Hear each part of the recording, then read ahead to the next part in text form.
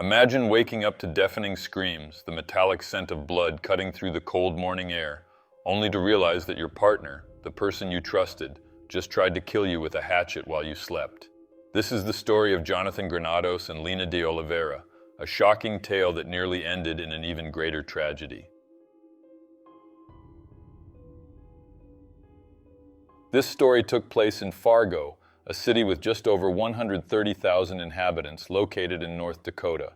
It was there that Lina Marie de Oliveira, a 23-year-old woman, lived a completely unstable life.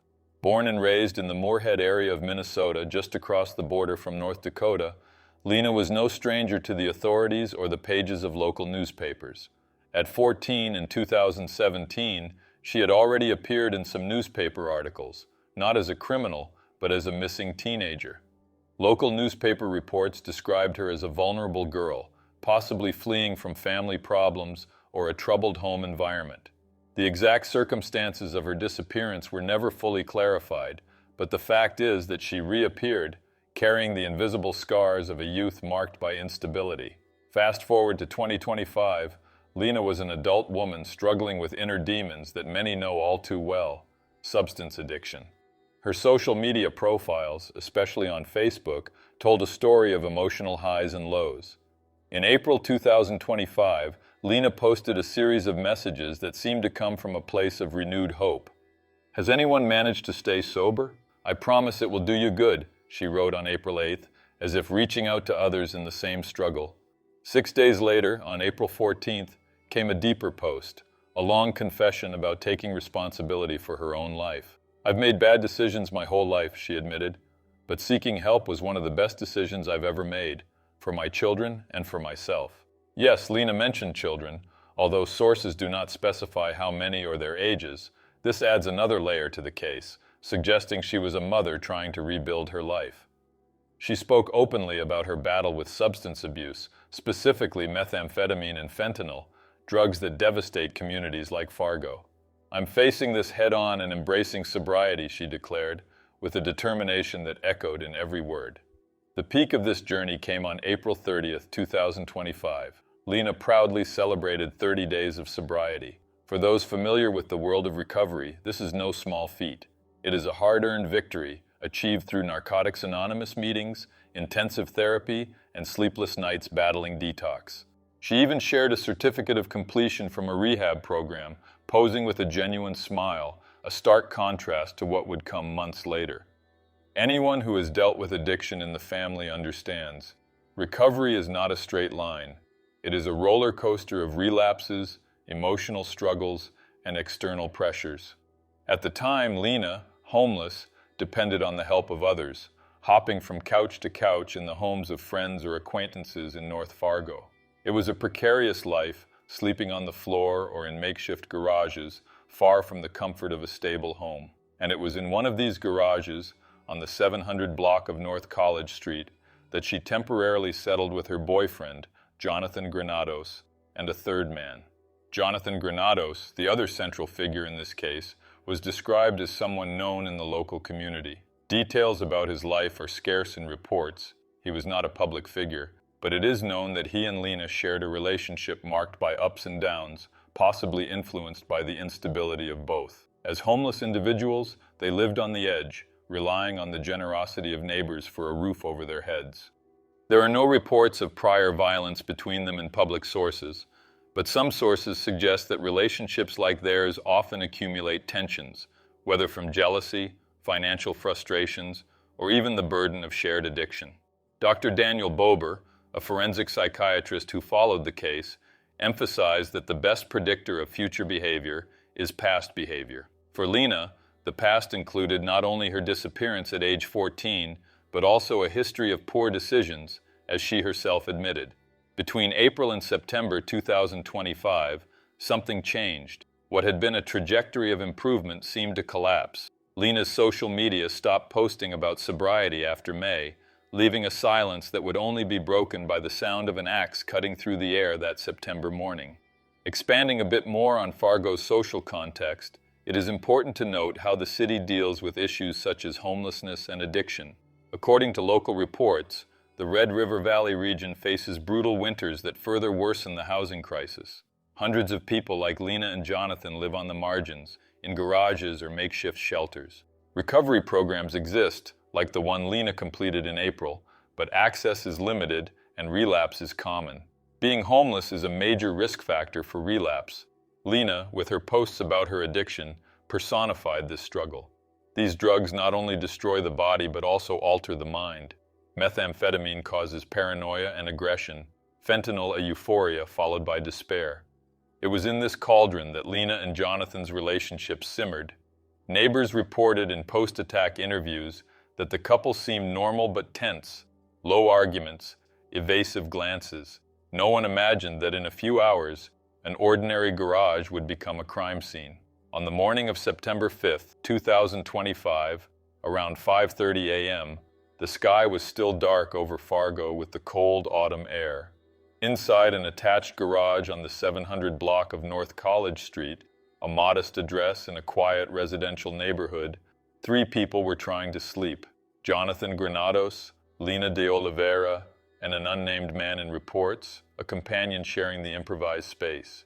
The garage was not a glamorous home. It was a precarious refuge with mattresses on the floor, threadbare blankets, and the smell of dampness mixed with cigarette smoke. Jonathan, exhausted from a day of odd jobs or simply from life on the streets, had fallen into a deep sleep. He did not hear Lena's footsteps approaching, nor did he see the metallic gleam of the axe in her hand, a common tool in a garage, but at that moment it would become a lethal weapon.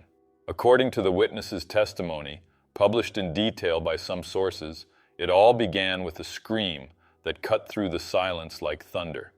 The man awoke startled, his heart racing in his chest. It was a scream of pain, of pure terror, he told investigators from the Fargo Police Department. He sat up on the makeshift bed and through the dim light saw Lena's silhouette behind Jonathan, raising the axe above his head. The air was thick with tension, as if time itself had stopped. Then came the blow. An unmistakable sound, like splitting wood, in the witness's words. It was not a clean crack, but a dull impact, echoing off the metal structure of the garage. The witness, partially obscured by a pile of boxes or old furniture, did not see the exact point of the initial impact. He thought Lena had struck the headboard or the bed frame, but the sound repeated. At least 2 blows, fast and furious, each more brutal than the last. Jonathan, still semi-conscious, was now screaming, guttural cries mixed with moans of agony. Red fluid began to gush, forming a dark pool on the stained mattress. The witness stood up, panic taking over, and ran to the scene. What he saw was heart-wrenching. Jonathan with a massive slice on his head, a deep mark crossing the skull, as if the bone had been split in 2. The fingers of his right hand, 2 of them, according to reports, were hanging by strands of skin and tendon like broken branches of a tree. It looked like fingers were missing, or partly hanging, the witness told the police, in a statement that shocked even the most experienced detectives. The red fluid spread quickly, leaving a trail from the mattress to the garage door. Lena, according to the witness, appeared out of her mind, glazed eyes, erratic movements, as if in a trance. But something brought her back, perhaps the sound of Jonathan struggling. She looked at the blood, at the chaos she had caused, and ran into the darkness of the street. At 5:39 a.m., 911 received Jonathan's desperate call. "I was attacked. She hit me with something," he stammered, his voice weak from blood loss. Paramedics arrived minutes later, finding him in critical condition, but conscious enough to describe the attack as without warning, out of nowhere. The Fargo police, alerted to an aggravated assault, secured the scene. What they found was a scene straight out of a horror movie. Pools of congealed blood, the axe left in a corner, and a trail of red fluid leading from the garage to the street. Jonathan was rushed to Sanford Medical Center, Fargo's main hospital, where he underwent emergency surgery on his fingers. Doctors reported that without quick intervention, he could have died within a short time. The head wound was deep, exposing the skull, and the fingers were nearly severed, requiring grafts and a long rehabilitation. Meanwhile, the witness, still trembling, gave his initial statement to detectives from the Fargo Police Department's Adult Violent Crimes Unit. "I saw her swinging the axe as if it were personal, like she wanted to end him," he said. He described Lena as someone he knew only superficially, a frequent homeless presence in the neighborhood, always jumping from house to house, sleeping on couches or the floor. There was no sign of a prior fight. The attack seemed impulsive, born from a sudden outburst. Sources speculate accumulated anger, perhaps jealousy, or an unresolved argument the night before. Attacking someone while they are asleep puts the victim in the most vulnerable position possible. This indicates either planning or an explosion of violent emotions. It may have been an acute crisis, likely substance-induced, given Lena's history. Jonathan, an ordinary man struggling with life on the streets, trusted Lena enough to sleep beside her. In seconds, this turned into a nightmare. As Lena fled, the police issued an alert. They released a wanted poster with the following information. Lena de Oliveira, 23 years old, 5 feet 7 inches, 130 pounds, brown hair, brown eyes. Do not approach. Call 911, authorities warned. The hunt had begun, a search that would last only 2 days, but keep the city's residents on high alert. The police, knowing that Lena was local and lacked the means to go far, focused on the border area with Minnesota. Moorhead, the city on the other side of the Red River, was the logical hideout, a familiar place, with friends or acquaintances who could shelter her. The wanted poster spread quickly, posted on the Fargo police Facebook page at 9 a.m. on the 5th, and shared by thousands. But Lena was not a fugitive from an action movie. She was a 23-year-old woman, without a car, without a plan, carrying the weight of her actions. September 6th passed in a haze of searches. Fargo police teams, together with the Moorhead Police Department, combed neighborhoods, knocked on doors, and checked homeless shelters. No solid leads, but anonymous tips pointed to Moorhead. Lena, according to speculation, might have hidden in a cheap motel or with an acquaintance. Her physical description, tall for a woman, slim, piercing brown eyes, helped, but the cold autumn made it difficult since many wore heavy coats and low hats. Then, on September 7th, the end of the line came. Around 2 p.m., the Moorhead police received a tip. A woman matching Lena's description had been seen in a residential neighborhood, possibly seeking shelter again. Officers approached cautiously, with weapons drawn. Lena was indeed at the reported location and did not resist arrest. "Arrest without incident," announced the Fargo Police Department in a Facebook post, easing the city's tension. She was calmly handcuffed, taken to the Clay County Jail in Minnesota, and from there extradited to the Cass County Jail in Fargo. When questioned about the attack, Lena invoked her right. "I want a lawyer." Total silence. No confession, no immediate defense. But what came next made headlines in several newspapers. In jail, during the standard booking process, Lena posed for the official photo. Not with the vacant look of defeat we expect from suspects. Not with tears or anger. She smiled. A wide smile, teeth showing, eyes half closed in an expression mixing euphoria and defiance. The image, released by the Cass County Jail, went viral instantly. The New York Post called it a demonic smile. The Sun called it insane and disturbing. Thousands on social media wondered, what's wrong with this woman? Is it insanity or lack of remorse? The contrast with the wanted photo, serious, exhausted, was stark. Experts said it could be dissociation, mania, or even a defense mechanism, smiling to mask internal terror. For the prosecution, it was proof of cold-bloodedness. For the defense, evidence of mental disconnection.